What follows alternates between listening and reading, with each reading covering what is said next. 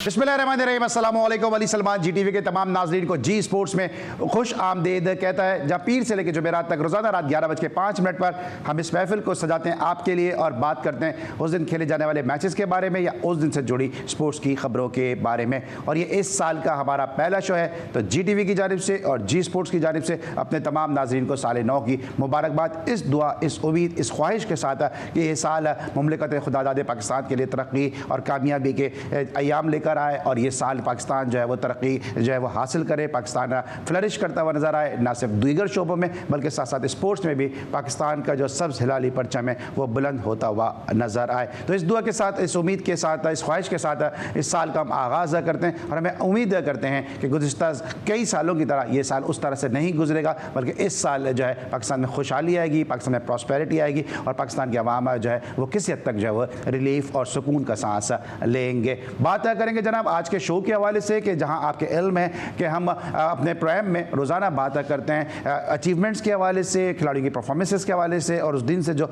Relevancy बनती है उसके हवाले से। तो आज जनाब 1 जनवरी है और आज पाकिस्तान की जानिब से एक ऐसे खिलाड़ी का जन्मदिन हुआ कि जिसने टेस्ट क्रिकेट में पहली विकेट हासिल की। खान मोहम्मद अगर आज इस दुनिया में होते तो अपनी पहली सालगिरह को सेलिब्रेट कर रहे होते। खान मोहम्मद पाकिस्तान की जानिब से टेस्ट क्रिकेट में पहली विकेट लेने वाले बॉलर में इनका नाम शामिल है और इनके जो नाम से जो है वो यकीनी तौर पे एक कैंप लगा था जहाँ से फिर हमें वसीम अकरम जैसा जो है वो हीरा जो है वो सामने आया था। तो आज हम बात करेंगे पाकिस्तान क्रिकेट के हवाले से कि जहाँ पे पाकिस्तान और साउथ अफ्रीका की टीमों के दरमियान कल से जो है वो डरबन में जो है वो सीरीज़ का दूसरा टेस्ट मैच खेला जाने वाला है। पाकिस्तान इस सीरीज़ के पहले टेस्ट मैच में उसको अफसोसनाक अंदाज में 2 विकेटों से शिकस्त का सामना करना पड़ा। इसके साथ साथ पाकिस्तान हॉकी के हवाले से भी गुफ्तगू करेंगे कि 2024 में पाकिस्तान ने क्या खोया, क्या पाया और साथ साथ 2025 में क्या उम्मीदें की जा सकती हैं। तो आज के शो में बहुत कुछ होगा, लेकिन सबसे पहले प्राइम का फॉर्मेट, आज की top stories. Cape Town test के लिए कौमी स्क्वाड के न्यूलैंड्स स्टेडियम में भरपूर प्रैक्टिस। पाकिस्तान और जनूबी अफ्रीका के दरमियान सीरीज का दूसरा टेस्ट मैच 3 जनवरी को शुरू होगा। पाकिस्तान टीम में कोई इंजरी की मसाइल नहीं, सब मैच खेलने के लिए दस्तयाब हैं और उम्मीद है आखिरी टेस्ट में मेजबान टीम को शिकस्त देंगे। सलमान अली आगा। सलमान आगा ने अपनी कारकर्दगी से साबित किया है कि वो एक बेहतरीन ऑलराउंडर बनने की सलाहियत रखते हैं, जिसका फायदा मुतादिद मौक़ों पर ग्रीन शर्ट्स को हुआ है। भारतीय कमेंटेटर हर्षा भोगले। मैं फिट हूँ और बीपीएल में अच्छी कारकर्दगी के लिए पुरजोश हूँ। Shaheen Shah Afridi. Pakistan Super League edition 10 के लिए दुनिया क्रिकेट के बड़े नामों की रजिस्ट्रेशन का सिलसिला जारी। डेविड वार्नर, एडम मिलने और क्रिस लेन ने भी पीएसएल एडिशन 10 के लिए रजिस्ट्रेशन करवा ली। आईसीसी की तीनों फॉर्मेट्स की ताज़ा तरीन रैंकिंग जारी। टेस्ट प्लेयर्स की रैंकिंग में बाबर आजम और मोहम्मद रिजवान की तनज़्ज़ुली। ICC women's under 19 world cup के लिए पाकिस्तानी टीम का तरबियती कैंप कराची में शुरू। 2024 मेरे लिए और पूरे पाकिस्तान के लिए बहुत अच्छा रहा। 2025 में अपनी बेहतरीन थ्रो करने का टारगेट है। ओलंपियन अरशद नदीम।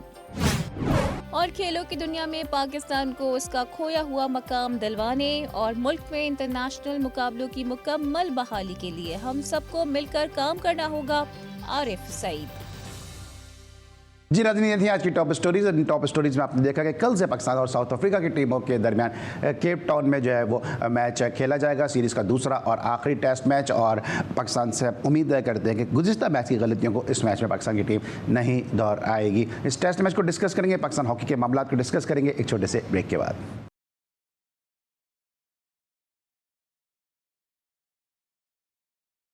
जी नाज़रीन, जैसा कि आपके इल्म में है कि हम आज बात करेंगे 2024 के हवाले से कि पाकिस्तान के लिए 2024 स्पोर्ट्स के मैदानों में कैसा रहा और उसके बाद 2025 पाकिस्तान के लिए कैसा रहेगा, इसको हम डिस्कस करेंगे। और इस वक्त पाकिस्तान के कौमी खेल हॉकी के हवाले से हम बात करेंगे और हॉकी के हवाले से हमारे साथ एक ऐसा ज़बरदस्त सितारा मौजूद है कि जिनका एक बड़ा दरख्शा माजी रहा। जब ये गेंद को लेके जाते थे तो सबको ये उम्मीद होती थी कि गेंद अब गोल पोस्ट के अंदर ही नज़र आएगी। फ्लाइंग और समीउल्लाह साहब हमारे साथ मौजूद हैं, शो में खुश आमदीद कहेंगे। अस्सलाम वालेकुम समीउ भाई।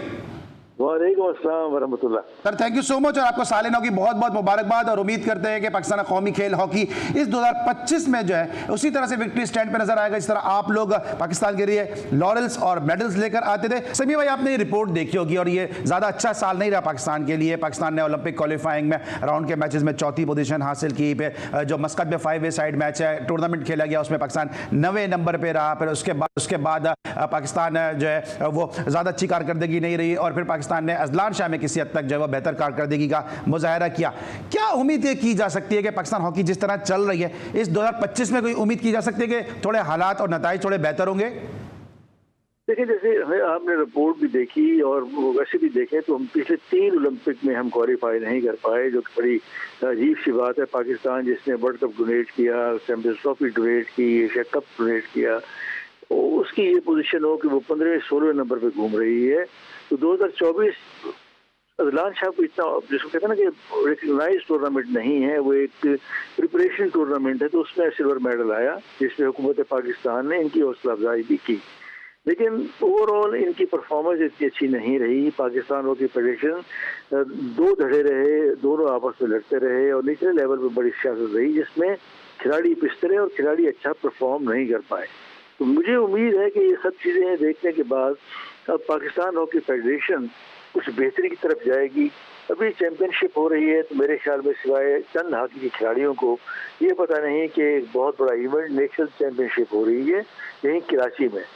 तो सिर्फ ये कि इनकी आपस के झगड़े, खिलाड़ियों की ख़राब परफॉर्मेंस, ऑर्गेनाइजेशन जो है वो इतनी अच्छी नहीं परफॉर्म कर रही, गवर्नमेंट उसको सपोर्ट नहीं कर रही, तो जिसकी वजह से पाकिस्तान की हॉकी दिन ब दिन नीचे जा रही है। मुझे उम्मीद है कि सब मिल बैठ के कुछ ना कुछ करेंगे और कोशिश ये करें कि मार्च तक की अपना डिसाइड करें कि कौन सी फेडरेशन रहेगी। हुकूमत पाकिस्तान स्पोर्ट्स बोर्ड उसको सपोर्ट करे, खिलाड़ियों को पैसे दे ताकि कैंप्स लगें सीनियर और जूनियर के और गर्ल्स के, ताकि पाकिस्तान एक सिमत से रवाना हो। उड़ान पाकिस्तान प्राइम मिनिस्टर साहब ने अभी आज अनाउंस किया, तो मेरे ख्याल में एक स्पोर्ट्स का भी एक प्रोग्राम बनाना चाहिए जिसमें सब स्पोर्ट्स, ये नहीं कि हम अरशद नदीम पर ही बैंक करें, और भी स्पोर्ट्स ऐसी होनी चाहिए जिसमें हमें गोल्ड मेडल नहीं तो सिल्वर मेडल हमें ज़रूर मिले। ठीक है। अच्छा सभी भाई क्रिकेट में कहते हैं कि बार बार चूंकि चेयरमैन तब्दील हो रहे हैं इसलिए पाकिस्तान की टीम की कारकर्दगी ख़राब हो रही है, लेकिन यहाँ तो जो है वो PHF ही जो है वो 2 धड़ों में बटी हुई है। एक तारिक मुफ्ती ग्रुप है, एक शैला रजा ग्रुप है, और दोनों ही जो है वो दावा ये करते हैं कि जी उनको हुकूमत की सरपरस्ती हासिल है। एक तरफ कराची में कैंप लगा हुआ है, एक तरफ जो है वो रावलपिंडी में कैंप लगा हुआ है, आधे प्लेयर वहाँ पर हैं, आधे प्लेयर यहाँ पर है। तो आपको लगता है कि ये मसाइल हल हो जाएंगे या हुकूमत इस हवाले से कोई संजीदा कोशिशें कर रही है या दोनों पर ही जो है दस्ते शफ़क़त रखा हुआ है? देखिए, हाँ बिल्कुल आपकी बात ठीक है। जैसे मैंने पहले भी जिक्र किया कि इनको बैठ के हुकूमत पाकिस्तान गाइड करे कि किसने होना है किसने नहीं होना, ताकि खिलाड़ियों को पता चले कि कौन सी फेडरेशन है। आया वो लाहौर बेस्ड है तो उनका हेडक्वार्टर लाहौर में है या उनका हेडक्वार्टर कराची में है, ताकि किसी सिमत को शुरू तो हो। लेकिन अभी तक मुझे हुकूमत पाकिस्तान की कोई संजीदगी नजर नहीं आती, और पाकिस्तान स्पोर्ट्स बोर्ड भी मुख्तलिफ गेम्स खेल रहा है। अभी रिसेंट पास में उन्होंने कोशिश की कि किसी एक न्यूट्रल आदमी को बनाया जाए, जो कि नाकाम हुआ। उससे ये हुआ कि जो खिलाड़ी हैं वो ये सोच रहे थे कि बेहतर आदमी ऊपर आ रहा है, लेकिन नहीं आ सका। तो जैसे आपने 2 नाम लिए, तारिक बुख्ती और शैला रजा का, तो अब तारिक बुख्ती को गवर्नमेंट ने रिकग्नाइज तो कर लिया, लेकिन उसको वो फाइनेंशियली सपोर्ट नहीं दे रहे जो पाकिस्तान हॉकी को चाहिए। ये चीज़ें देखने वाली, बेशक मॉनिटरिंग हो कि भाई किस पर कहाँ पैसे खर्च हो रहे हैं, या फिर जैसे इंक्वायरीज हो रही है तो उसको नतीजा निकालें, ताकि किसी न किसी करवट ऊँट बैठे और खिलाड़ी ये सोचें ये फेडरेशन जेन्युइन है, स्पॉन्सर्ड बाय गवर्नमेंट है, गवर्नमेंट उनको सपोर्ट करती है, तो उसके साथ लग के खेलें।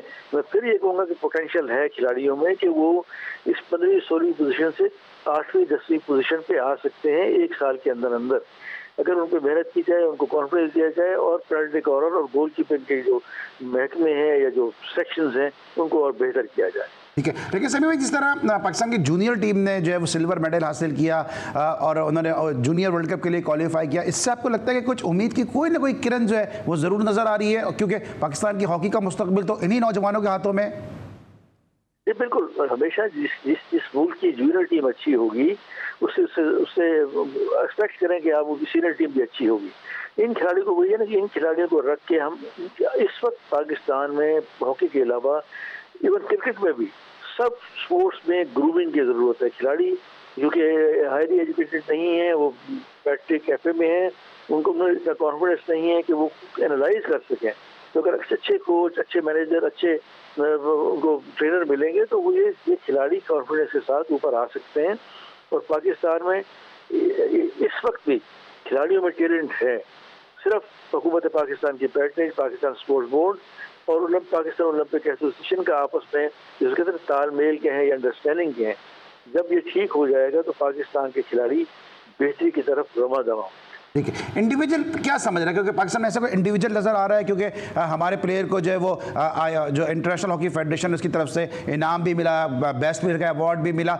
इंडिविजुअल आपको नज़र आ रहे हैं ऐसे कोई जो आगे चल के समीउल्लाह, इस्लाउद्दीन, कलीमुल्लाह जैसे प्लेयर, मंजूर जूनियर जैसे प्लेयर, शहनाज शेख जैसे प्लेयर बन के सामने आ सकते हैं?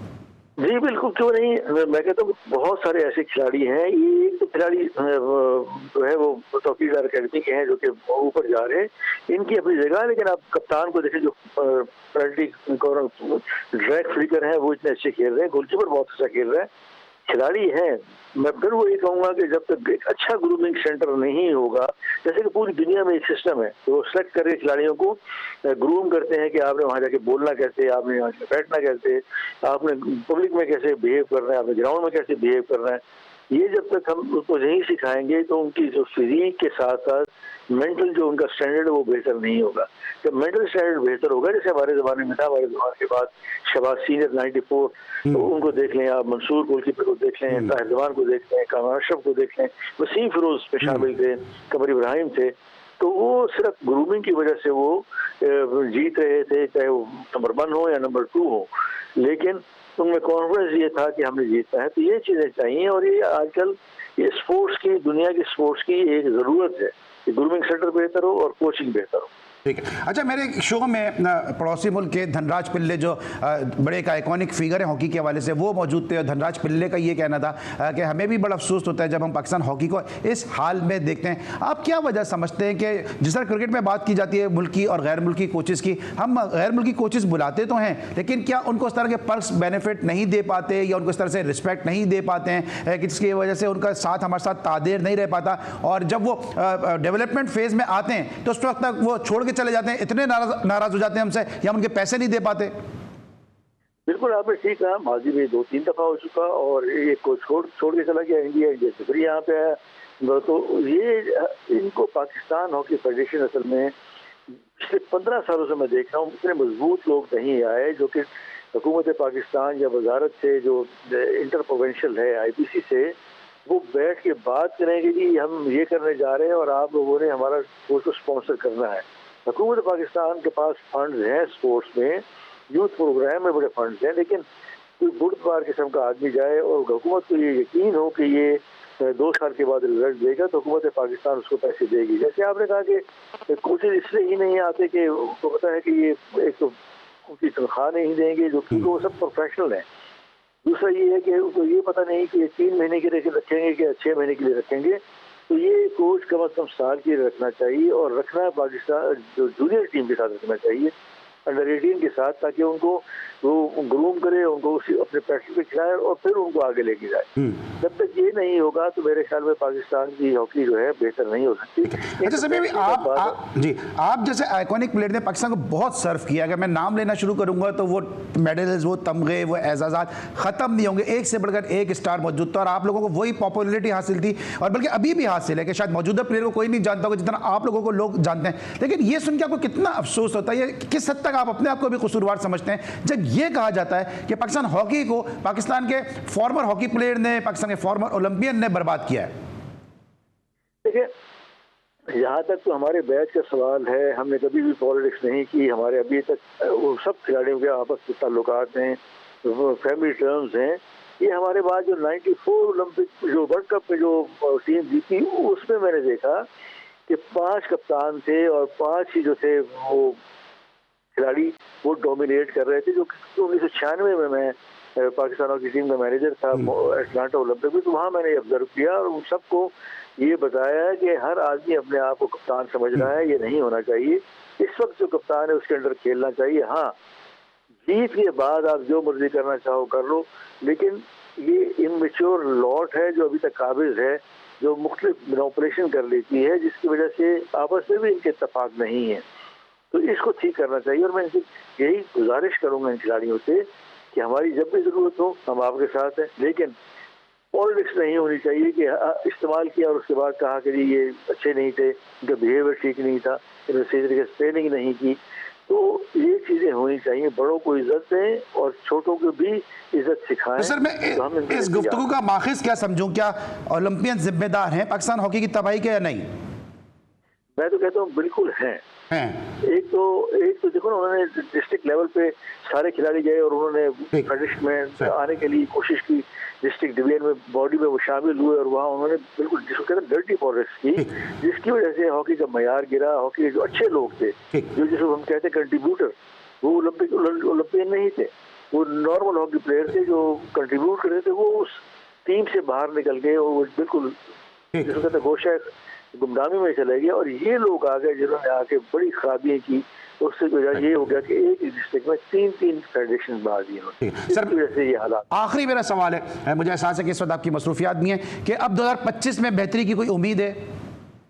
बिल्कुल है, मैं हमेशा पुरउम्मीद रहता हूँ। मैं अभी भी कहता हूँ कि हुकूमत को इंटरवीन करना चाहिए। एक आदमी को सिग्नल दें और कहें कि जी आप है प्रेसिडेंट, और उसको कहें जी आप सेक्रेटरी लेके आए, कोई भी हो, और उनको फिर उनको फंड दें, मॉनिटर करें कि वो फंड सही तरीके से इस्तेमाल हो रहा है, तो पाकिस्तान हॉकी टीम आगे जा सकती है। और 2025 में इनको जाना चाहिए, क्योंकि उसके बाद फिर एशियन गेम्स है, उसके बाद फिर ओलंपिक गेम्स है और फिर वर्ल्ड कप है। तो उसके लिए तैयारी करने के लिए 3 साल चाहिए, तो इसलिए बहुत अच्छा मौका है। उम्मीद है 2025 पाकिस्तान हॉकी के लिए बेहतर साबित हो इंशाल्लाह। Thank you so much. Pakistan के legendary iconic hockey player, Pakistan के स्टार समीउल्लाह साहब हमारे साथ मौजूद थे। इनसे आज साल 9 के इस मौके पर हम पाकिस्तान के कौमी हॉकी के मुस्तकबिल के हवाले से और पाकिस्तान का जो गुज़िश्ता साल रहा उसके हवाले से इनसे गुफ्तगू कर रहे थे और इनका इनपुट ले रहे थे। और इस तरह समीउल्लाह साहब ने कहा कि बेहतरी की गुंजाइश है। हम सब उम्मीद करते हैं कि 2025 पाकिस्तान स्पोर्ट्स और बिलखुसूस पाकिस्तान हॉकी के लिए जो है वो अच्छा और ताबनाक साबित होगा। ब्रेक लेंगे, जब वापस आएंगे बात करेंगे पाकिस्तान क्रिकेट के हवाले से। मिलते एक छोटे से ब्रेक के बाद।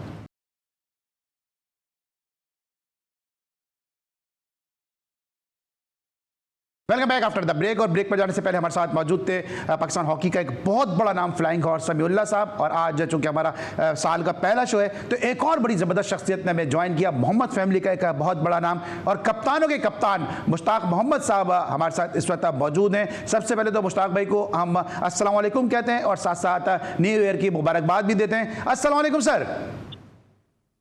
वालेकुम अस्सलाम, आपको भी नया साल मुबारक। Sir thank you so much for your valuable time. Sir straight away बात करेंगे Pakistan versus South Africa series के हवाले से। जिस तरह पाकिस्तान ने सीरीज में वाइट वॉश किया, उसके बाद पहला टेस्ट मैच पाकिस्तान हार गया। बहुत सारे लोग ये बात करेंगे पाकिस्तान ने ये टेस्ट मैच क्यों हारा, लेकिन जो सबसे ज्यादा मलबा गिराया जा रहा है वो शान मसूद की कप्तानी पर गिराया जा रहा है और शान मसूद को इसका जिम्मेदार करार दिया जा रहा है। आपसे बेहतर कप्तान पाकिस्तान क्रिकेट में शायद ही कोई चंद एक आध कोई आया हो तो आया हो, वरना जिस मुश्किल हालात में आपने कप्तानी की है और जिस तरह आपको कप्तानों को कप्तान कहा जाता है, आप किस तरह से शान मसूद की इस कैप्टनसी को एनालाइज करेंगे? मेरा ख्याल शान मसूद का क्या कसूर है जी? बैट्समैनों ने रन करने और बॉलरों ने विकेट लेनी है। अगर साइड अगर सही सिलेक्ट हो तो फिर आप आपको क्रिटिसाइज कर सकते हैं। लेकिन ये कि हमारे पास जो हमारे फास्ट बॉलर्स हैं, ये तो लोगों फास्ट बॉलर नहीं है और सब मीडियम पेसर हैं, तो ऑब्वियसली एक साइड को 2 दफा टेस्ट मैच में आउट करना बहुत मुश्किल है। तो अब कप्तानी पे खामोगा तनकीद करना वो भी गलत है। You are as good a captain as your side is. अगर आपकी साइड में दम नहीं है तो कप्तानी पे आप तनकीद करना बिल्कुल गलत बात है, क्योंकि आपके पास वो बॉलर होने चाहिए जो कि 20 विकेट ले सके। ठीक है। और मैं ये समझता हूँ कि जो हमें हाल ही में कामयाबी हुई थी अगेंस्ट इंग्लैंड इन पाकिस्तान, तो उसमें 2 लड़के थे, एक सज्जाद अली और साजिद खान, नौमान अली। नुमान अली, जी हाँ, ये दो इन्होंने 20-20 आउट किए थे। इनको आपने किसी कंसिडरेशन में रखा ही नहीं। सही। मैं समझता हूँ ये दे आर, अगर दो नहीं तो एक तो खेल सकता था। ठीक। सज्जाद अली मेरा ख्याल है उसको खेलना चाहिए साजिद खान को। साजिद खान को। वो बैटिंग भी ठीक ठाक कर लेता है। अब ये है कि हर बंदा जो टेस्ट मैच में जाता है वो देखता है कि जी मेरी बॉलिंग कौन सी है, फास्ट बॉलरों में दम है या हमारे स्पिनर में, who are the wicket takers। तो उससे साइड बनती है। आपके पास अगर 3 फास्ट बॉलर हैं तो एक अच्छा स्पिनर हो, उससे साइड बैलेंस हो जाती है। अच्छा मुश्ताक भाई, अभी आप जो बात कह रहे हैं कि इसमें शान का क्या कसूर है, लेकिन बहुत सारे लोग ये बात भी कर रहे हैं कि जब से 2 विकेटें रह गई थी और फास्ट बॉलर से रन हो रहे थे, एक तो आमिर जमाल को वो एक ही ओवर उन्होंने दिया, बहुत लेट लेकर आए, फिर दूसरे स्पिनर्स को उन्होंने नहीं आजमाया, सलमान आगा, सऊद शकील, साइम अयूब की सूरत में, कामरान गुलाम की सूरत में उनके पास जो अवेलेबल ऑप्शंस थे उन स्पिनर्स को लेकर आते तो शायद टॉप एज हो जाता, स्पिन हो जाती बॉल, कोई चांस बन जाता। हाँ, ये कर सकता थोड़ी सी। जब आपके पास 25-30 रन थे या 30 रन थे उस वक्त, अगर किसी स्पिनर को ट्राई करते तो वो कामयाबी हो सकती थी। वो I think that he missed trick there. लेकिन ऑब्वियसली जब आपके पास सिर्फ 150 रन ही है खेलने के लिए, तो इतनी ज्यादा एक्सपेरिमेंट करने के लिए आपके पास इतना मवाद नहीं रहा। ठीक, आप चांस कम लेते हैं, सोच समझ के करते हैं, और आप उसी को गेम कराएंगे जो ऑलरेडी आउट कर रहे हैं। तो ये है कि एक तो अगर हमारे पास 50-60 रन कम थे, 40-50 रन कम थे, अगर हमारे पास 180 या 200 रन की लीड होती तो मैं समझता हूँ कि पाकिस्तान ये मैच आसानी से जीत सकता है। लेकिन ये आपका जो कहना है वो बिल्कुल दुरुस्त है, और बजाय कि जी जब हमारे अभी 31 रन बाकी थे, 25-30 रन, उस वक्त किसी एक स्पिनर को ट्राई करना चाहिए था एज एक्सपेरिमेंट, और हो सकता है उसके अंदर उनको डॉट करके स्पिन करके, क्योंकि वो फास्ट बॉलिंग खेलते वो यूज टू हो गए थे। ठीक है। तो ऑल ऑफ अ सडन कभी थोड़ी सी आप ऐसे बॉलर को लाएं जिसका गेम टर्न हो रहा हो, तो obviously that would have made the trick, लेकिन वो हुआ नहीं। और शायद शान मसूद वहाँ थोड़ी सी उन्होंने कमजोरी दिखाई कि किसी एक स्पिनर को उनको ट्राई करना चाहिए था जब 20-25 रन बाकी थे। ठीक है। अच्छा मुश्ताक भाई, आप मोहम्मद फैमिली का जो नाम है वो ब्रांड इसीलिए है कि बड़ी बड़ी इनिंग्स खेलने के लिए आप लोग मशहूर थे, और हम देखते हैं कि जब ज़हीर अब्बास साहब उस टूर पे आप मौजूद थे, जब ज़हीर अब्बास साहब ने इंग्लैंड में डबल सेंचुरी की, तो जब आउट होकर आए तो उन्होंने पूछा कि मैं सही खेला हूं, मतलब डबल सेंचुरी के बाद भी वो पूछ रहे हैं। अब आपको क्या लगता है कि हमारे बड़े बड़े आइकॉनिक प्लेयर जैसे मौजूदा टीम के सुपरस्टार हैं, 50 रन करते हैं, आउट हो जाते हैं और टीम को मुश्किलात में छोड़कर आ जाते हैं? वो सब वजह ये है कि आजकल वनडे क्रिकेट, T20 और ODI और फ्रेंचाइज क्रिकेट ये बहुत हो गई है। तो जो उनका जो मेंटल एटीट्यूड है ना हमारे प्लेयरों का, वो बहुत, उनको जब टेस्ट मैच आप खेलने जाते हैं तो 5 दिन का मैच होता है, उसके लिए नंबर 1 आपके पास फिटनेस होनी चाहिए। ठीक है, चाहे वो बॉलर हो या बैट्समैन। अच्छा सर, और उसके अच्छा सर, ये आपने शान की कप्तानी की बात की है, रोहित शर्मा को भी आपने देखा होगा कि रोहित शर्मा की कप्तानी पे भी बहुत तनकीद हो रही है इंडिया में, और आपके जो काउंटर पार्ट थे सुनील गावस्कर वो भी बहुत ज़्यादा तनकीद कर रहे हैं कोहली पे भी और रोहित शर्मा के ऊपर भी।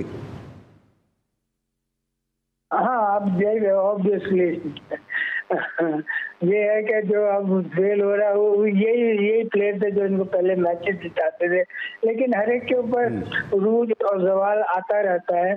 आजकल उनके ऊपर बैड टाइम है दोनों पे, तो मैं समझता हूँ कि ये time for Rohit Sharma to say thank you, लेकिन अभी विराट कोहली में अभी क्रिकेट बाकी है। He is much fitter, bad tour Australia का अच्छा नहीं गया। तो सर आपसे आपकी गुफ्तगू से मैं एसेंस कह लूं कि रोहित शर्मा को थैंक यू कहते हैं, विराट की क्रिकेट बाकी है। जी हाँ, नहीं आई थिंक उसके दिन पूरे हो गए, they should try another one, ठीक है, another captain, a young captain. ठीक है। अच्छा सर, और फिर आखिरी उसके बाद आखिरी उसको आखिरी मेरे बैटिंग- एक दो सवाल हैं कि बाबर आजम के हवाले से क्या कहेंगे? अभी उनकी आईसीसी टेस्ट रैंकिंग में भी तनज़्ज़ुली हो गई है। बाबर आजम का क्या प्रॉब्लम नजर आ रहा है आपको? कौन? बाबर आजम, इसका बाबर आजम का बाबर आजम में मेरे को ये है कि उसकी जो कंसंट्रेशन है ना वो टेस्ट मैच वाली नहीं है, क्योंकि उसकी आदत पड़ गई है ओडीआई खेलने की और स्ट्रोक खेलने की, और टेस्ट मैच में आपकी जो टेक्निक होती है और आपका जो टेम्परामेंट होता है वो डिफरेंट होता है। और ये लोग हमारे लड़के चूंकि फर्स्ट क्लास मैचेस खेलते नहीं है, इस वजह से बड़ी इनिंग ठीक। खेलने की आदी नहीं है। सही, एक तो ये है कि हमारे यहाँ इनको खेलना चाहिए, जैसे कायदे आजम ट्रॉफी के सही। मैचेस होते हैं 3-4 दिन के, उसमें आप लंबी इनिंग खेलते हैं, उसमें आपके कंसंट्रेशन, आपकी टेक्निक, सही। आप हर मौजू से हर मरहले से गुजरते हैं और फिर बड़ा रन करते हैं। ठीक है। अच्छा मुश्ताक भाई, मेरे पास 10 सेकंड है, मुझे 10 सेकंड है, मुझे हेडलाइन की तरफ भी जाना है। कल का जो टेस्ट मैच शुरू हो रहा है उसके लिए आपको किस तरह देख रहे हैं, जो क्या पाकिस्तान को करना चाहिए? जो आपके कामयाब बॉलर है उनको खिलाए, लेकिन एक स्पिनर का उसको जरूर खिलाए, किसी को, या वो लेफ्ट आर्मर मंसूर अली या सजाद खान, ठीक। अजीज खान जो भी है उनका नाम, स्पिनर जरूर होना चाहिए। दोनों में से एक को ठीक। जरूर खिलाना चाहिए ताकि बॉलिंग आपकी बैलेंस। ठीक है, thank you so much sir. Sajid Khan तो इस वक्त कदम ट्रॉफी का फाइनल खेल रहे हैं, नौमाद अली स्क्वाड का। मुश्ताक मोहम्मद साहब का कहना है कि जो है ज़रूर खिलाना चाहिए, एक जेन्युइन स्पिनर को खिलाना चाहिए। आज मुश्ताक मोहम्मद साहब को लेने का मकसद ये था कि आज इनकी कप्तानी ने पाकिस्तान में आज के दिन इनकी कप्तानी में पाकिस्तान ने ऑस्ट्रेलिया के खिलाफ टेस्ट मैच खेला, जहाँ पे इकबाल कासिम साहब ने 4 आउट किए थे, सादिक मोहम्मद साहब ने 105 रन की ज़बरदस्त इनिंग खेली थी। और यही वजह है कि हम अपने शो में कोशिश करते हैं कि कोई ना कोई गेस्ट के साथ रेलिवेंसी हो। Thank you so much Samiullah साहब, मुश्ताक मोहम्मद साहब, सालिनौ के इस मौके पर आप हमारे साथ मौजूद थे। जाने से पहले अपने तमाम अहले वतन को और GTV और जी स्पोर्ट्स के तमाम नाज़रीन को जो है वो सालिनौ की एक दफ़ा फिर मुबारकबाद। आज के लिए बस इतना ही। अली सलमान को इजाज़त दीजिए, अपना बहुत ख्याल रखिए, अल्लाह हाफ़िज़।